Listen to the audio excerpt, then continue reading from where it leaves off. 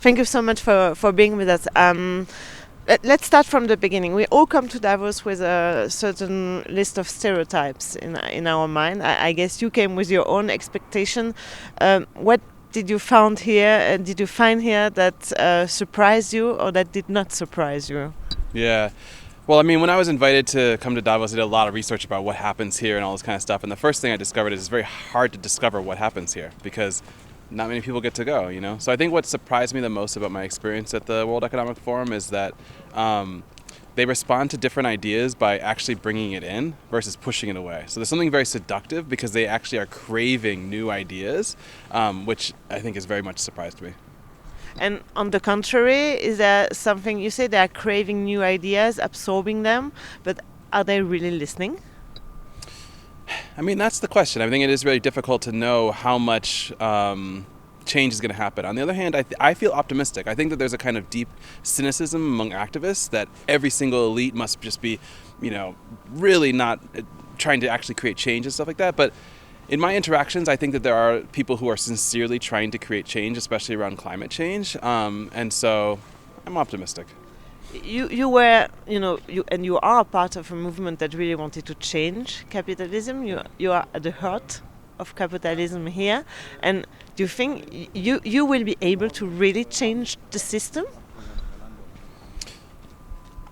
Okay, look, I'm going to be honest with you. I think that humanity faces an unprecedented crisis right now, the climate emergency, and that we have basically 10 years to mobilize hundreds of millions of people in the streets to do massive climate mitigation efforts like planting 1 trillion trees. So I think from an activist perspective, we are faced with a very difficult dilemma. I think that a lot of the political struggles that we've been engaged with for the last 300 years, the class war, the fight against the rich, is going to be put on the back burner as we try to mobilize hundreds of millions of people for climate action. And so it is very difficult to see that dilemma being faced, but I think that at this particular moment, the most important thing is to try to figure out some way to avoid a massive climate collapse. And so a lot of the political concerns that I was involved in the last decade and the activists have been pursuing for 300 years, I think it's time to kind of let them go temporarily. And who did you meet here? And you thought, okay, this meeting is gonna make a difference. I was able to really convince someone here. Yeah. Well, I think the most powerful meeting that we've had so far is that the World Economic Forum was, they facilitated a kind of closed-door session between activists and industry, where we talked about the idea of is something like a united front possible, where we can work together as adversaries, but work together on this greater goal of a massive climate mobilization. And I think the real outcome of that meeting for me was there's a tremendous hunger. There's a tremendous hunger to figure out some way, because I think that elites understand that they need activists, and I think activists are starting to understand that they also need elites. There's no way to build a mobilization of the scale necessary without these two sides somehow putting aside their differences temporarily. So that left me with a positive sense that there is a hunger to figure this out. And among activists, I guess there is a debate going on. Yeah? You wrote before coming, I certainly am going to commit reputational suicide. Was that the word? And is this happening, or do you feel you're able to convince other activists that this might be the right way to go? Yeah. Well, absolutely. I think coming here is in many ways a kind of reputational suicide. It's a reinvention of myself. But I think it's not about convincing activists. I think it's instead about interjecting a pressing question into the mind of every activist. So every activist on Earth right now, I think, has to be confronted with this choice, which is, if I'm serious about creating climate mobilization, and if I also understand strategically that the only way I'm going to do that is with the support of governments and elites, am I willing to basically mix up my strategy? Am I willing to put aside the strategy I've been pursuing for 300 years and do something new? And I think that the goal of me coming here is to get that question into the mind of every single activist so they can make their own personal choice, but at least we're debating that question as a movement. So in a way, coming here is as much a message for other activists than for powerful CEOs.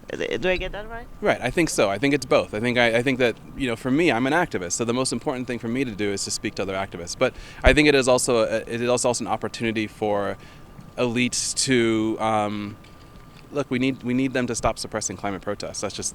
That's really what has to happen. They have to take a hands-off approach on climate protests, and in exchange, I think that activists have to kind of put aside their political critiques for a moment. And in your conversations with political leaders and business leaders, did you notice a difference regarding climate change and the way to act?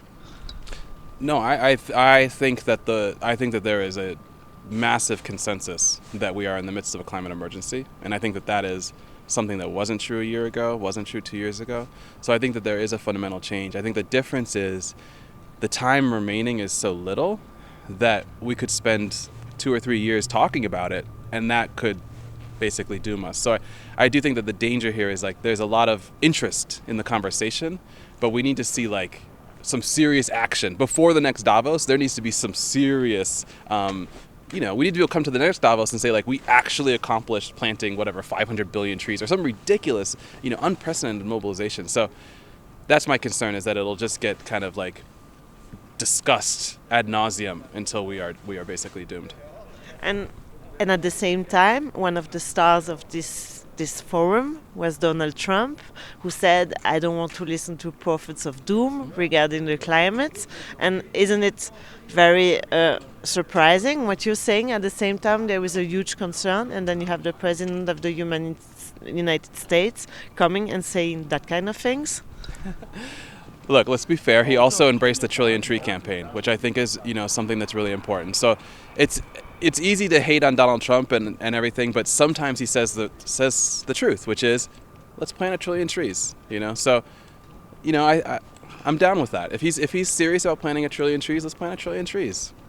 And in spite of all, this idea that activists and elite need to talk, don't you feel sometimes uncomfortable, walking around here, seeing all the limousines, the jets coming in, all these very powerful people, mostly male, white? How do you feel as a person? Yeah.